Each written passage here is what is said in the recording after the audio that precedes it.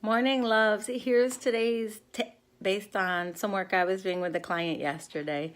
So, oftentimes the word study invokes the word serious, and the word serious can be like a disease for your creation, your art, your flow. So, one way to combat this, this is one of my drawing students. Draw on the floor.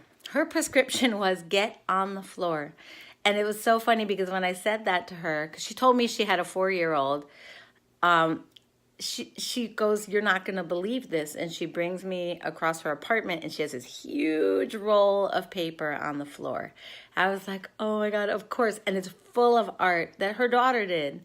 But why not her? So here's the thing. When's the last time you drew on your hands and knees?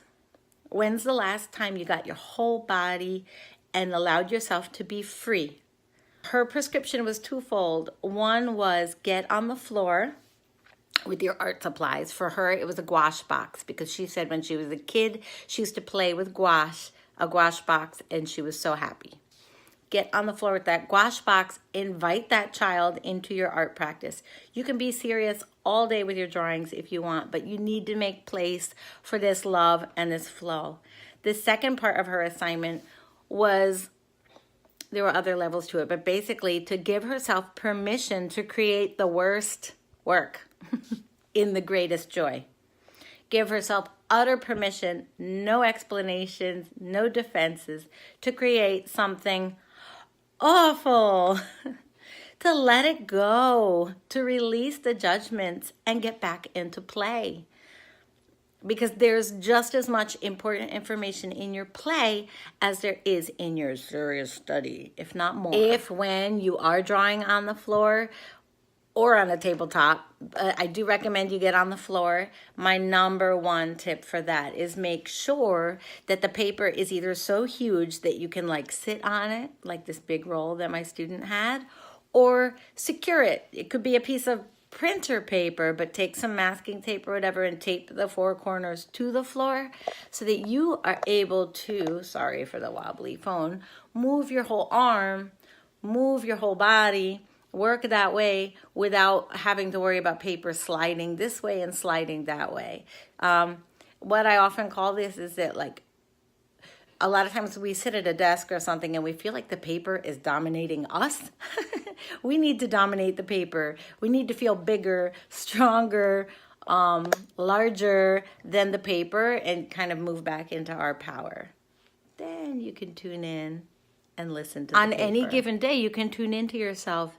You may be called to just explore out of your head. Put some blobs of color on the paper, respond to them, see how they feel, react to color combinations, just explore the range of what your paintbrush or your pencil can do, how loud, how soft, how sharp, how fuzzy. What is the range of what it does? What happens if you smear it around? Because every one of these accidents or uncontrollable experiences that you dive into becomes experience that you can use in a controlled way later. Plus, not having total control is my favorite thing about creating art. Anyone who studies with me, we really play with, you can get perfection and accuracy, but this sense of adventure and loss of control that feeds your creativity. If you're not feeling like you have no idea where to begin drawing or playing from your head, like, check in with yourself. This is the beautiful thing about your art practice, is that it's a constant, like, inner scan. It asks you, it insists that you listen to your feelings, listen to your body, listen to your heart. This is good stuff for all areas of life. So this is why studying art, is healing. But if you're like, you may be drawn to draw from a photograph or from something you see in front of you, like a doll or a can of pencils or a flower, anything, a doll. Projecting, just playing with what you see in front of you on paper is another great way to feel like you already know what you're going to draw, but you don't know how it's going to come out. So it's still open-ended. My first memory of ever sitting on a huge piece of paper on the floor and drawing, I'm going to share because it was a very important day. It was in my 3D design. It was a sculpture class with an artist named Pike Powers. And she had us sit on this huge piece of paper with a piece of charcoal in one hand and with our eyes closed.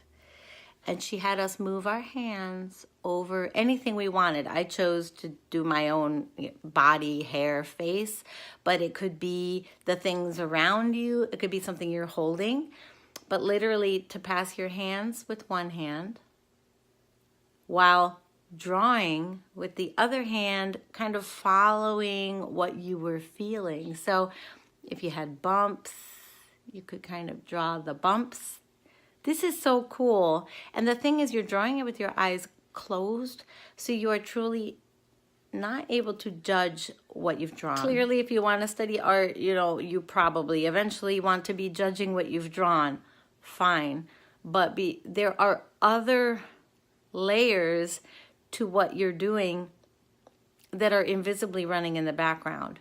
Doing this exercise of feeling three-dimensional form and with one hand while translating it into line with the other is going to help you realize that you're always sculpting when you draw. 2D relates to 3D. It also puts you back in your sense of touch while you draw. Closing your eyes takes away judgment, and it also puts you into a more focused, meditative kind of state. So if you do this exercise, I would put a timer on, so it's just like a 5 or a 10 or a 20-minute exploration that will benefit you. It'll make you feel very peaceful. And finally, that was the first time that I ever was sitting on the floor drawing consciously since I was a kid. And definitely, you'll have to experience it for yourself. But getting on hands and knees, having such a big piece of paper and literally sitting on it so you know it's not sliding around, and just surrounding yourself with markings. You can't, in my philosophy, you can't move forward in your beautiful art and design until you allow yourself to unwind completely like this, in this play state, in this flow state, in this letting go. And again, this benefits all areas of your life. So let me know if you tried and share in the comments below.